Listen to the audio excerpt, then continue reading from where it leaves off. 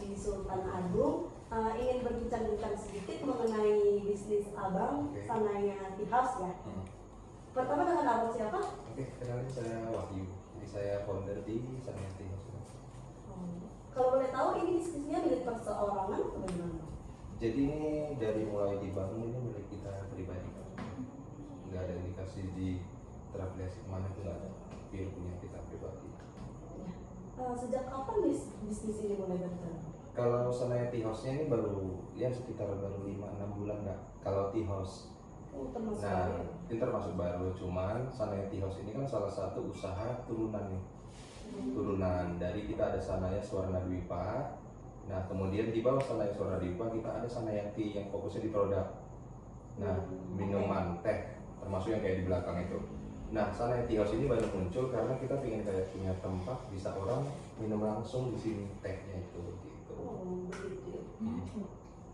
Kalau boleh tahu, abang sudah punya karyawan atau berjalan sendiri? Kalau karyawan kita untuk di Sanaya Tea itu ada 5 orang untuk tim produksi.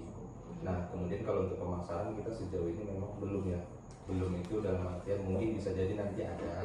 Tapi sekarang kita masih fokus di online sih Kak, kalau untuk yang Sanaya Tea-nya. Nah, kemudian kalau untuk di Sanaya Tea House, kita baru punya karyawan itu satu itu kayak jadi asisten kita di sini. Karena kita butuh di sini itu kan kayak edukasi ke pelanggan segala macam. Kayaknya kita belum bisa kasih arahan langsung nih untuk tim kita untuk itu. Jadi masih saya pribadi yang di sini. Gitu. Di sini pribadi Benar. Oke Bang, saya mau nanya nih, alasan atau motivasi Abang sendiri untuk mulai bisnis ini? Oke, kalau Sanaya Tea House ya, ini niat awal dibangun itu sebenarnya untuk gimana caranya kita punya ruang untuk masyarakat khususnya Siantar Simalungun supaya bisa ngenalin teh, tapi bukan sekedar teh gitu. Jadi teh ini kan sebenarnya variannya banyak ya. Jadi ada specialty, ada atau misalnya teman-teman juga sering ngeteh di rumah tapi nggak tahu itu teh apa gitu. Nah kayaknya sekarang ini yang kita minum ini salah satu varian specialty. Di mana bisa didapat?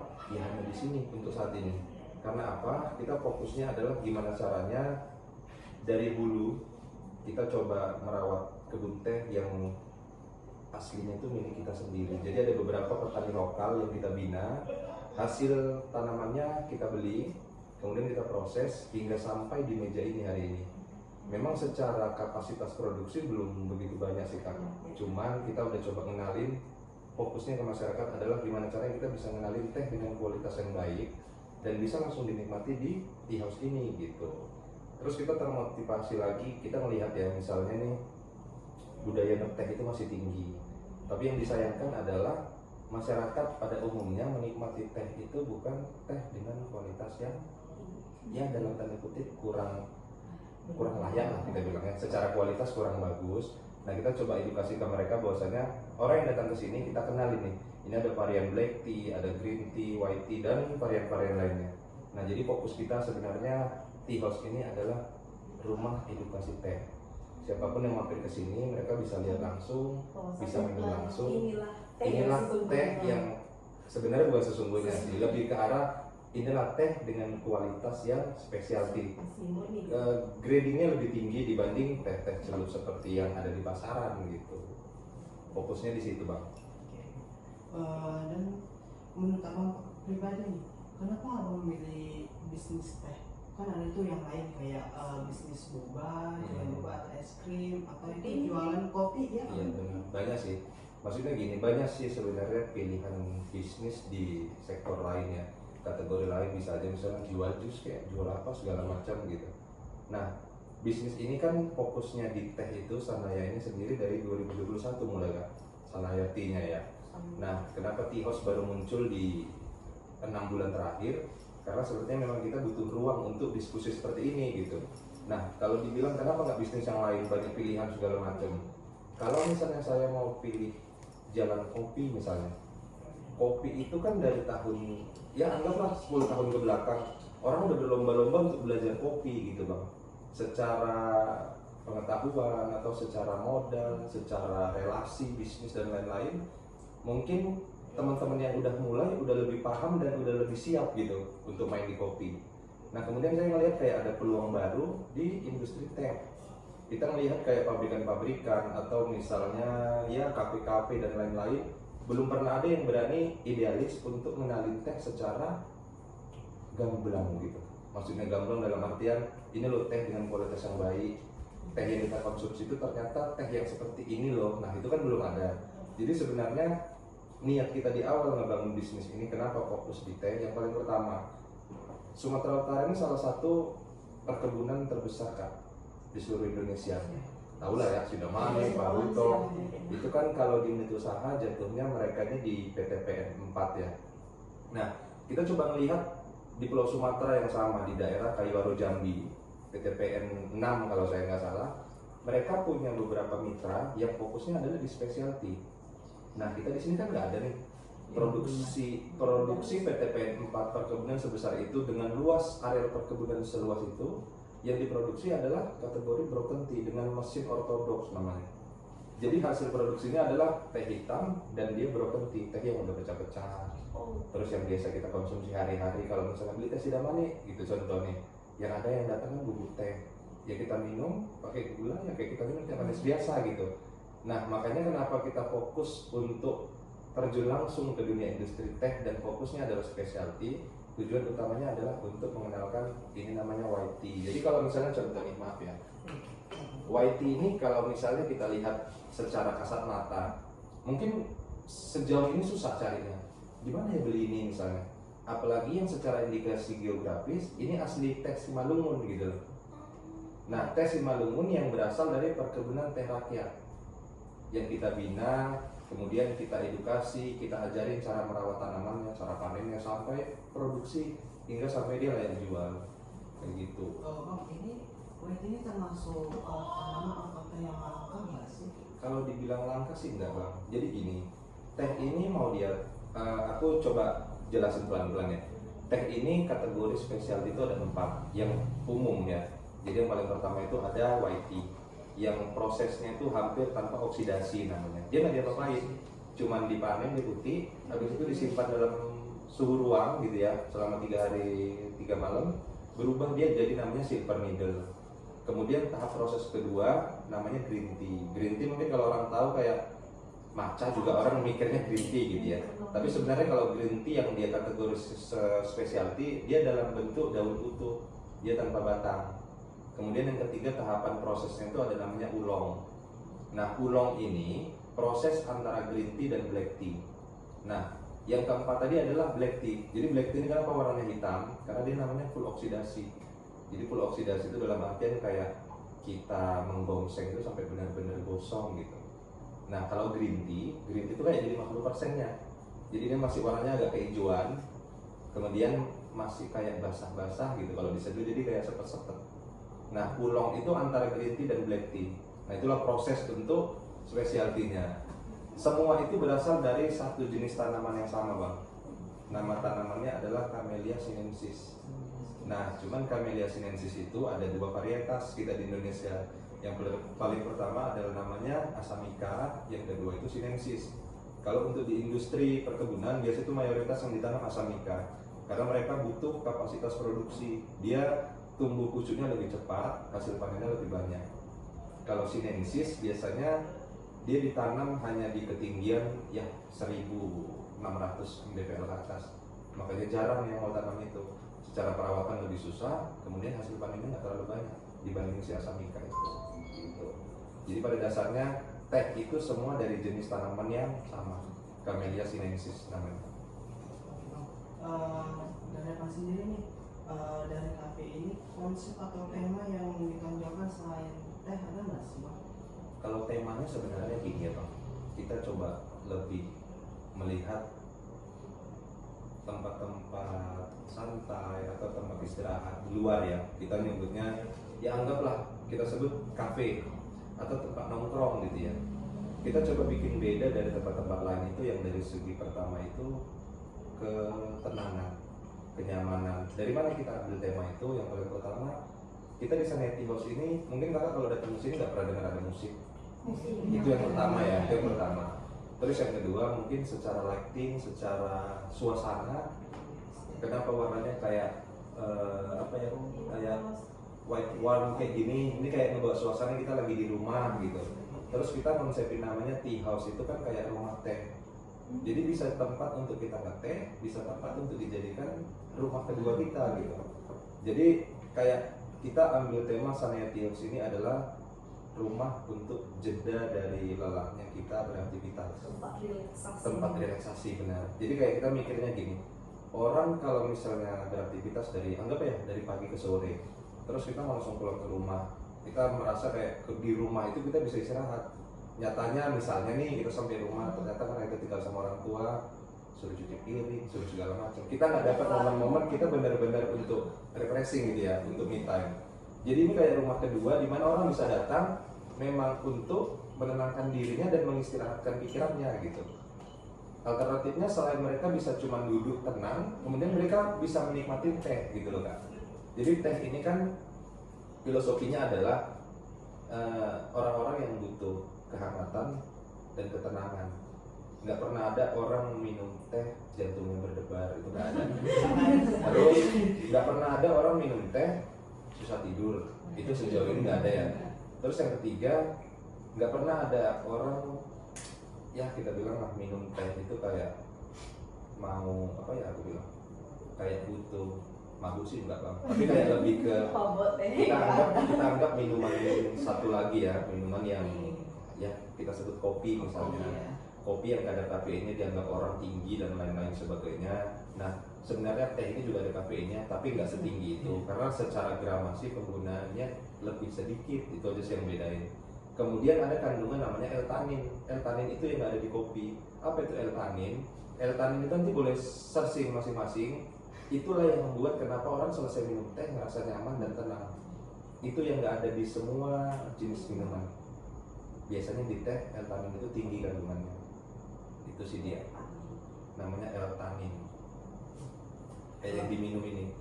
White tea ini salah satu yang L-taninnya tinggi, tapi hampir 0 kafein.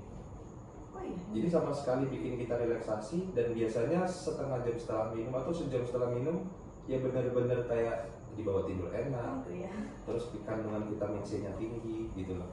Nanti karena mikirnya karena abang ini yang jualan white tea terus yang bagus-bagus gitu kan. Sebenarnya enggak. Nanti teman-teman juga boleh cross check sendiri. Maksudnya white tea silver needle ini manfaatnya apa, terus kenapa harganya mahal.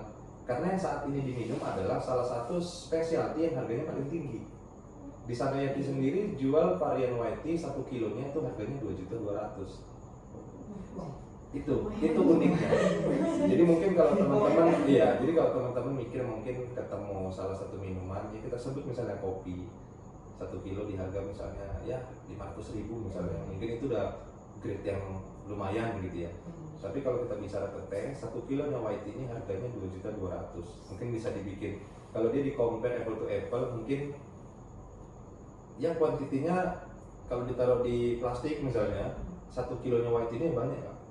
Mungkin kalau kopi karena dia masih dalam bentuk biji misalnya, ya kelihatannya sedikit gitu kan. Tapi kalau secara harga, karena dari segi pertama dia panennya nggak bisa sembarangan, dia hanya bisa dipanen jam 6:30 pagi sampai 8:30 pagi. Lewat dia dari situ, dia gagal jadi itu. Makanya kenapa orang teh pucuk-pucuk itu, sebenarnya itu adalah mereka sebenarnya mau kasih tahu bahwasanya kualitas teh terbaik itu ada di pucuk. Nah, cuman yang selama ini kita minum dalam bentuk botolan itu, ya itu sebenarnya bukan white tea gitu, bukan teh pucuk. Hanya saja mereka kasih nama merek itu. Tapi yang kita minum adalah gula dan ekstrak teh gitu. Sama seperti pecel lele nggak ada pecelnya gitu. Iya benar. Jadi memang itu salah satu ya gimmick-gimmicknya media promosi kan. Iya gitu. Langsung saja Pak, target utama dalam bisnis ini siapa sih Pak? Kalau target ya, sebenarnya kalau targetnya sebenarnya ya, kalau secara luas adalah orang-orang yang mau hidup sehat. Itu yang paling pertama. Kenapa orang-orang yang mau hidup sehat? Karena fokusnya teh ini adalah semuanya manfaatnya untuk kesehatan Bang. Jadi kalau misalnya contoh gini, ada orang yang biasa minum kopi untuk ambil sehatnya, tapi ternyata dia ada asam lambung, atau misalnya dia ada sakit jantung yang tiba-tiba dia minum kopi ngerasa jantungnya berdebar gitu kan karena kafeinnya tinggi atau lain-lain. Nah di teh ini biasanya orang yang mau hidup sehat, contoh nih, white tea ini paling cocok diminum di sore hari, di saat dia mau beristirahat gitu ya. Itu paling cocok diminum. Bisa nanti dicek kandungan kafeinnya, antioksidannya itu tinggi-tinggi bang. Kemudian ada orang yang pengen melancarkan metabolisme, ngedetox segala macam, kita punya specialty namanya green tea. Nah gitu-gitu loh. Jadi kenapa target utamanya adalah orang yang mau hidup sehat? Karena biasanya orang yang mau hidup sehat, mereka udah nggak peduli lagi dengan harga. Yang dikejar mereka adalah manfaat dan si kualitas produknya aja.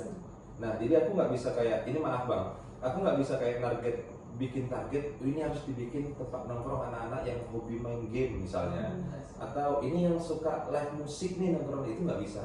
Aku memang pasang, kalau aku bilang segmentasi pasarnya adalah orang-orang yang peduli dengan kesehatan yang pertama. Yang kedua orang-orang yang butuh tempat nyaman, tenang dan berkesan. Kenapa berkesan? Dia datang ke sini bukan cuma minum teh loh kan. Dia datang ke sini tuh mau cari tahu ini teh apa ya, terus ini apa ya gitu. Penasaran juga. Nah, sebenarnya berawalnya dari situ bang, berawal dari penasaran. Jadi sebenarnya contoh nih, dia bukan salah satu target pasar kita gitu ya. Tapi ternyata karena dia datang ke sini dan dia baru pertama kali datang dan baru nemu tempat seperti ini misalnya. Nah itu kita nggak membatasi dia jadi pelanggan kita. Nah cuman karena tempat kita ini ada aturan yang tidak tertulis. Mungkin biasanya itu harus sekali, 2 kali, bahkan sampai 3 kali dia ngerti aturan yang tidak tertulis itu. Yang paling pertama, mungkin kalau dia di dalam, dia nggak bakalan jerit-jerit, nyanyi-nyanyi, atau bahasa-bahasa yang kotor keluar gitu-gitu. Terus di saat dia di dalam ruangan ngelihat orang lagi santai, lagi baca buku atau lagi ngeteh, kalau misalnya ini kan no smoking area nih, tiba-tiba temennya atau siapanya gitu mau merokok, ya biasanya tanpa ada tulisan pun otomatis dia merokoknya di luar, nah gitu-gitu. Jadi kayak target pasar untuk di Sanaya Tea House sendiri adalah orang-orang yang mengerti dan sefrekuensi. Itu dia. Kenapa mengertinya? Kalau kalangan sebenarnya kita nggak bisa nargetin. Ini maksudnya gini ya kak. Ini maaf misalnya kita kan nggak bisa menilai. Tiba-tiba ada yang datang kayak celana pendek. Kita anggaplah modelnya contoh nih bertato segala macam gitu. Orang tua gitu. Kalau remaja orang tua kita nggak ada batasan. Cuman biasanya orang-orang yang aware ngeteh dan tahu manfaat teh itu ya biasanya di atas usia 25 tahun ke atas. Nah cuman nggak menutup kemungkinan kita kan nggak tahu nih euforianya teh ini kemana gitu. Sama mungkin kayak kopi ya. Kalau kita flashback mungkin kita masih zaman sekolah SD SMP dulu ya. Orang tahunya beli kopi saset segala macam. Nah kita bisa lihat nih sekarang era-eranya kopi, ngetrennya kopi. Anak-anak SMP, SMA mungkin pesennya Americano dong, atau manual brew 360 dong, nah kan gitu-gitu. Nah ini kita karena kurang informasi dan edukasi, anak-anak sekarang kenalnya itu masih es teh jumbo, es teh ya yang manis-manis segala macam lah, yang minum manis gula tapi ada tehnya sedikit gitu istilahnya. Itu sih dia kalau target segmennya. Kalau boleh tahu bang, bagaimana proses perkembangan kafe ini dari awal sampai sekarang? Selama 6 bulan ini kalau kita melihat progresnya bagus. Nah, kenapa bagus? Mungkin ya, ada kemungkinan karena kita sebagai pelopor atau kita sebagai orang pertama yang memulai usaha di bidang teh, dan kita bukan salah satu maaf, kita satu-satunya bahkan produsen specialty tea blend artisan tea kita bilangnya di Chandra Simalungun. Nah, jadi kalau kita melihat progres dari awal kita mulai 6 bulan belakangan, kita ngenalin Sanaya Tea House ini nggak terlalu berat. Karena apa? 4 tahun sebelumnya kita udah punya Sanaya Tea kan. Sanaya Tea yang udah duluan memulai bisnis itu, tapi karena cuma hanya berbentuk produk, pelanggan-pelanggan itu bisa kita kasih info bahwasanya kita udah punya tea house nih, udah punya rumah teh, bisa langsung ngeteh di sini dan segala macam. Jadi kalau kita melihat pergerakannya, ya kita bisa kasih apresiasi bahwasanya 6 bulan perjalanan ini growth sih, bagus perkembangannya. Ada hal baru yang abang kembangkan akhir-akhir ini seperti menu favorit baru atau sesuatu yang sedang diminati pelanggan? Nah itu banyak Pak. Jadi sebenarnya gini, kita juga nggak bisa terlalu idealis ya. Ini namanya juga Sanaya Tea House, maksudnya rumah teh gitu ya. Tapi kita tetap ada jual kopi. Nah kenapa kita ada jual kopi? karena salah satu pelanggan, ya nggak salah satu sih, salah dua salah tiga juga kadangnya. Terkadang gini, kita punya pelanggan perempuan misalnya, karena mayoritas hampir 85% pelanggan kita itu perempuan kan. Karena kita nggak tahu ya, mungkin perempuan rata-rata yang butuh ketenangan dan kenyamanan gitu ya.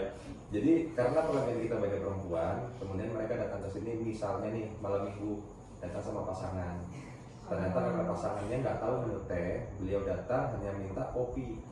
Nah kemudian kita sebenarnya kopi jadi menu pelengkap lah di sini. Jadi kalau kita lihat misalnya di menu kita itu ya 90% semua varian teh, ada 10% varian kopi kayak gitu. Jadi inovasinya di situ. Selama menjalankan usaha ini, apa tantangan terbesar yang abang hadapi pada saat memulai kafe ini? Apakah tantangannya lebih ke modal, persaingan, atau sulitnya mendapat pelanggan di awal usaha? Nah sebenarnya kalau tantangan itu banyak ya Kak. Jadi dari ini mulai, bahkan dari awal membangun tempat ini, membangun tea house ini. Jadi tantangan itu sebenarnya gini, di samping modal yang terbatas, terus yang kedua apa ya? Kalau dibilang misalnya persaingan sih sebenarnya enggak, karena kita juga baru mulai dan kita nggak mau menganggap tempat yang lain itu sebagai pesaing, enggak. Tapi lebih kayak kita harus punya value lebih ya dibanding mereka. Terus yang kedua, gimana caranya kita bisa menarik pelanggan dengan ya dalam tanda kutip keunikan kita sendiri gitu sih. Jadi kalau dibilang tantangan terberatnya adalah di awal ini mulai, tantangan terberatnya adalah modal. Itu tantangan terbesar. Nah setelah dia berjalan setiap bulan tantangannya bertambah. Yang tadi mungkin modal udah, karena dia udah jadi kan udah selesai tuh masalah modal. Nah sekarang tantangan berikutnya adalah cara kita memanajemen tempat ini, membuat gimana ekosistem tempat ini supaya bisa nyaman, kemudian gimana mengenali karakter pelanggan, treatment pelanggan. Nah itu tantangan yang terbesar sebenarnya. Jadi kalau sejauh ini kita ngerasa apa Sanaya Tea House ini nggak punya pesaing, ya kalau saya pribadi, saya ngerasa ya semua yang buka kafe atau buka coffee shop, tea house dan lain-lain itu bukan pesaing kita sih. Karena kita maunya bukan jadi pesaing, tapi mungkin bisa jadi mitra misalnya, atau kemudian bisa jadi tempat untuk orang punya opsi. Misalnya contoh datang ke Sanaya Tea House, mereka mau kejar macanya atau specialty-nya. Tapi di tempat lain misalnya mereka mau kejar kayak, oh di sana ada lecitinya, lebih enak di sana segala macam. Itu kan bisa jadi opsi untuk orang-orang yang ada gitu loh. Kemudian Bang, bagaimana strategi abang dalam mempertahankan kualitas produk di kafe ini? Ada standar khusus untuk bahan baku atau menu-menu tertentu nggak? Oke, kalau standarisasi dari awal Sanaya Tea House ini dibuat, semua menu di sini pakai standarisasi kan. Dari bahkan sampai apa ya kalau aku bilang, misal sirup, kita ada pakai salah satu sirup di menu Black Tea Sunkist. Kita ada Black Tea Sunkist, dan dari kita mulai sampai per hari ini kita konsisten menjaga satu merek sirup yang mungkin harganya tinggi, tapi secara kualitas kita mau memastikan bahwasanya kita nggak pakai gula. Jadi kalau kakak tahu merek, nggak apa-apa kita sebut ya, mereknya Tropicana Slim. Nah, jadi dia sirup Sunkist merek Tropicana Slim ini kalau kita lihat dari ingredientsnya dan komposisinya, kayaknya mereka nggak ada pakai gula. Jadi memang kayak ekstrak Sunkist atau gimana, mungkin mereka yang tahu ya. Tapi karena dari semua varian sirup kita mau menjaga mana kualitas yang paling bagus dan aman untuk dikonsumsi, nah kita komit untuk pakai bahan itu. Kemudian varian matcha bang, matcha ini dari awal kita bikin menu matcha, kita konsisten pakai satu brand, bahkan sampai gradingnya juga kita fokusin di satu jenis itu. Jadi supaya gini, iya. Jadi misalnya gini, abang nih datang ke sini pesan Koicha ceremonial grade, dah 2 minggu lagi abang datang pesan dengan nama yang sama, rasanya tampilannya tetap sama kayak gitu. Jadi itu salah satu kekuatan kita untuk menjaga kualitas produk itu kan, menjaga sumber bahan baku. Yang kedua gimana caranya, karena harga bahan baku kita nggak bisa pungkiri fluktuatif ya, kadang minggu ini murah, kadang minggu depan naik. Tapi gimana cara kita menjaga supaya kita bisa konsisten dan komitmen pakai bahan itu, ya mungkin di saat harga lagi tinggi profit kita menurun. pas dia lagi murah, otomatis kita harus belanja lebih banyak supaya apa? Supaya stoknya banyak, kosnya lebih kecil gitu.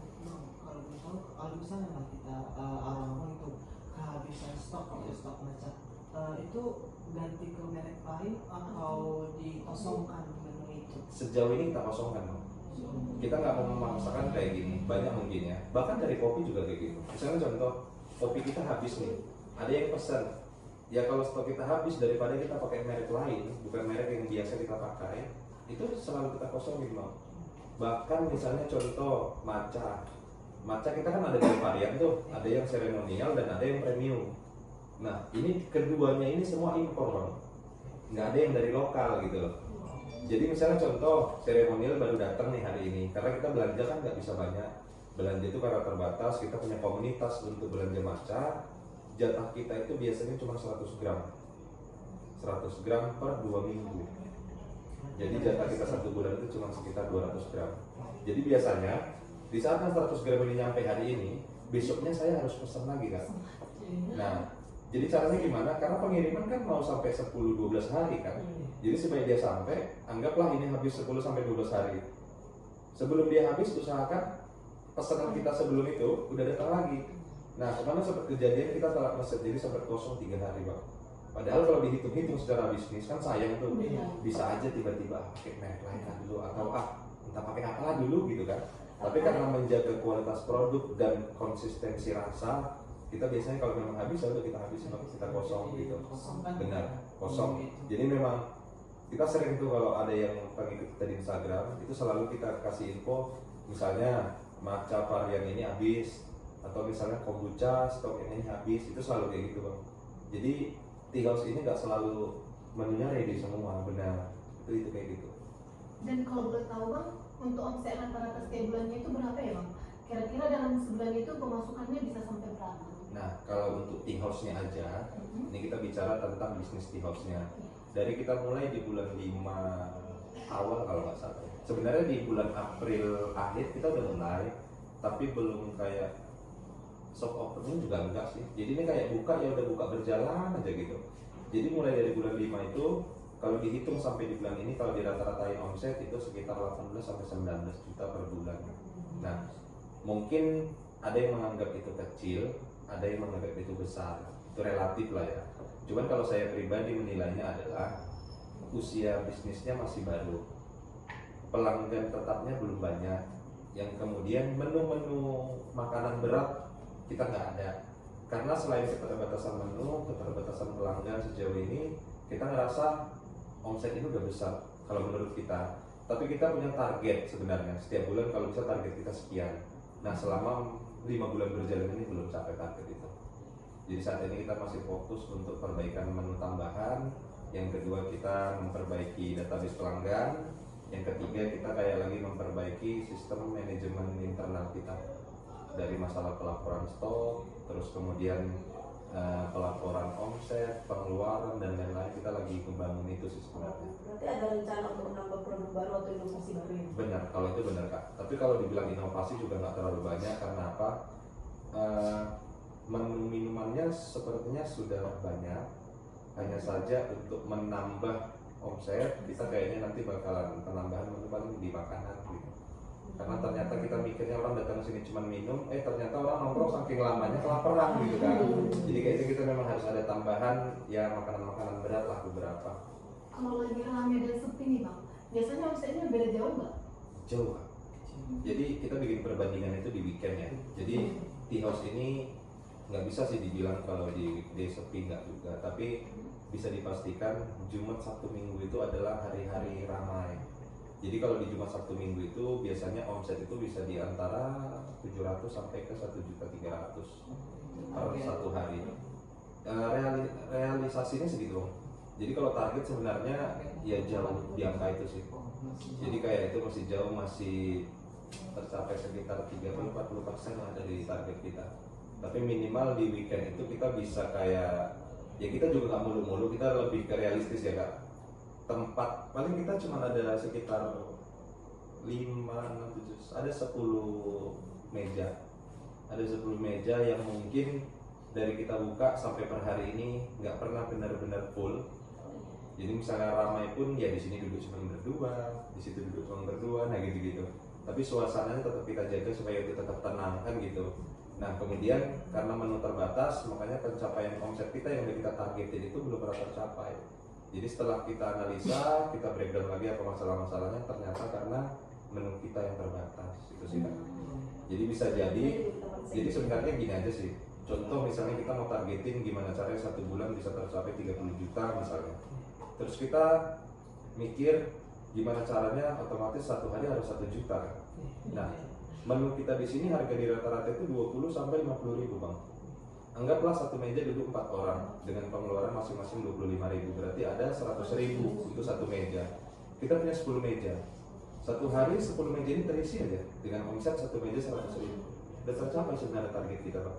Cuman sekarang kendalanya apa? Yang paling pertama, pelanggan yang mau datang ke sini untuk cari tenang, supaya melihat tempat ini ramai, mereka mengurungkan niatnya, nunggu tempatnya benar-benar nanti kalau udah sepi keliling dulu. Jadi makanya kenapa tempat ini nggak pernah penuh benar-benar penuh, karena tipikal orang yang datang ke sini tujuannya adalah untuk mencari kenyamanan dan ketenangan gitu loh. Jadi kalau sempat udah ada orang duduk, apalagi di sofa, itu kalau duduk di situ 2 sampai 3 jam itu udah lumrah kak. Yang tadinya pesan, nah salah satu contohnya yang di luar kayak gitu orang bapak itu. Dari sini dari jam 5 sore pesannya udah 3 kali. Tapi karena makanan berat di sini nggak ada, ya biasa mungkin kalau kakak sering kesini melihat orang take away makanan dari luar, bawa dari luar, kita memang kayak ya kita ngebebasin itu gitu ya. Cuman kan kita kayak merasa, kenapa sih kok kita nggak nyiapin makanan berat aja gitu. Jadi inovasi dan tambahan nanti untuk menu ya sepertinya untuk makanan-makanan berat. Selain dia bisa membantu pemasukan omset kita, yang kedua kayaknya lebih nyaman sih pelanggan yang dia bisa melihat menu, ternyata ada makanan di sini gitu, tambah kenyamanan juga sebenarnya. Ada pesan nggak bang untuk anak-anak muda yang ingin memulai bisnis baru? Anak-anak muda yang ingin memulai bisnis baru. Kami lah. Ya, misalnya kalau ini Sebenarnya kalau mau memulai bisnis baru itu nggak ada trik and trick, itu nggak ada sih. Sebenarnya semua itu lebih ke niat dan kesiapan mental. Jadi gini sebenarnya, bisnis itu bukan karena kita punya modal besar, terus kita punya privilege orang tua yang mungkin uangnya banyak segala macam gitu ya. Tapi lebih kesiapan mental dan kematangan mindset kita sendiri. Kalau kita tipikal orang yang masih gagal sekali terus udahlah kayaknya kerja aja nggak usah bisnis, mungkin kan banyak yang gitu ya, gagal sekali 2 kali 3 kali. Nah sebenarnya kalau di bisnis ini kalau kita punya tekad yang kuat, kemudian kita beranggapan, jadi dulu ada beberapa teman-teman yang minta motivasi, minta masukan segala macam gitu ya. Aku cuma pernah beberapa kali, anggaplah ada 10 orang yang minta masukan, aku rasa yang berani action itu 2 atau 3. Karena apa? Aku cuma nyampein ke mereka gini, yang paling pertama, langkah awal yang udah kita mulai itu sebenarnya jalan untuk kita menemukan peluang. Jadi misal contoh gini, kakak contoh, kayaknya aku mau bisnis lah, aku kayaknya mau jual pakaian gitu. Padahal secara pengetahuan atau secara modal itu semua terbatas gitu kan. Kita nggak tahu dari mana distributor yang murah, kita nggak tahu gimana cara ngiklan segala macam. Tapi karena kita udah punya niat mau memulai, biasanya dari niat kita itu kita dituju ini jalan-jalan untuk peluang-peluang yang ada itu gitu. Terus gimana caranya supaya kita bisa fokus untuk tetap berbisnis? Kita harus memperbaharui circle kita setiap hari. Jangan kita mau jadi pengusaha. Jadi kayak kita mau jadi pengusaha nih, tiba-tiba kita nongkrongnya hanya dengan orang-orang yang kerja pabrik misalnya. Kita 1 orang nih, teman kita yang 4 pekerja di bank misalnya. Mereka kan cerita seputaran bank nih, kalau kami begini-begini. Akhirnya yang tadi niat kita mau bisnis itu goyang kan? Kita nggak enak ya mereka di bank. Aku di sini harus jualan, harus begini. Tapi kalau kita ngumpulnya atau ngebentuk circle baru yang isinya orang-orang yang usaha, ya mungkin kan saling motivasi. Misalnya contoh nih, aku saya jualan begini. Coba sini produkmu biar aku bantu promosiin segala macam. Nah biasanya kayak gitu sih. Jadi kalau misalnya apa sih kira-kira masukan untuk orang yang mau memulai bisnis? Cuma 1, berani mulai. Dan kalau bisa ya, maksudnya niat itu kan mungkin orang ada yang niatnya kuat, tapi setelah dijalani kayaknya melemah, mentalnya nggak kuat segala macam. Nah triknya untuk supaya mentalnya tetap kuat, sebaik udah mulai melemah, ngumpul sama orang-orang yang memiliki masalah yang sama. Misalnya sama-sama pengusaha gitu kan, terus otomatis gini maksud aku, kalau kita ini sama-sama baru mulai usaha nih, tiba-tiba yang tiga udah jalan nih, udah kayak autopilot, udah punya tim, manajemen bisnisnya udah bagus, udah ada aplikasi kasirnya segala macem. Tiba-tiba kayak aku yang baru mulai pusing, aku kayaknya jualan produkku habis tapi duitku nggak nampak segala macem. Yang tiga ini bisa support, maksudnya support itu, kau coba begini, kau bikin ini segala macam biar kelihatan. Belajar gitu. setiap hari. Benar. Satu, belajar setiap hari. Yang kedua, apa yang dibahas dan apa yang dibincangkan itu hanya seputar bisnis. Nah, kakak bisa bedainnya gini. Kakak ada masalah nih di bisnis, susah jualan, modal habis tapi barang nggak nampak misalnya. Ngumpulnya sama, anggaplah karyawan bank, contoh ya, kita anggapnya gitulah. Karena sejauh ini kayaknya karyawan bank yang rapi-rapi, ganteng-ganteng gitu kan, kayak duitnya banyak segala macam. Tiba-tiba orang dibilang, capek kamu jualan kan? Kami ya setiap Sabtu kami libur, kami jalan-jalan, sebulan sekali kami tinggal nunggu gaji, ngapain capek-capek kalau jualan segala macam. Akhirnya kan buyar kan konsep kita. Jadi kalau memang fokusnya bisnis adalah ngebatasin circle, bukan nggak boleh kita berteman, boleh gitu kan.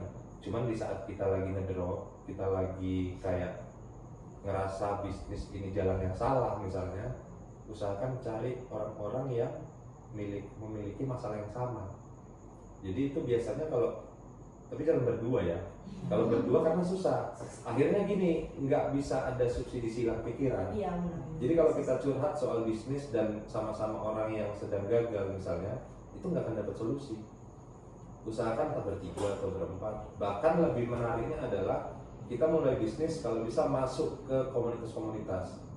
Di Santani kan banyak nih komunitas-komunitas dari segala macam sektor bisnis, mau dari fashion, food and beverage, apalagi yang misalnya produk-produk kesehatan atau misalnya produk jasa dan lain-lain. Masuk aja ke situ, walaupun kayak kita omset masih 3 juta per bulan nih misalnya, atau 4 juta per bulan omset ya.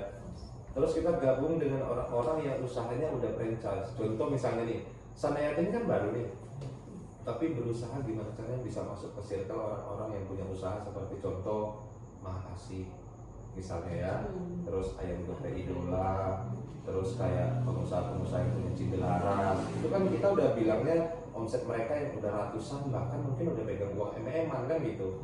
Kemudian kita ditanya mereka omsetnya berapa bang satu bulan? Oh masih 16-17 juta bang. Ya memang kita minder gitu kan. Tapi mereka bakalan kasih ilmu dan kasih strategi gimana caranya untuk mencapai omset ratusan juta gitu loh. Nah kita tinggal cerita, ya bang tempatku begini-begini. Pasti mereka kasih solusi kan.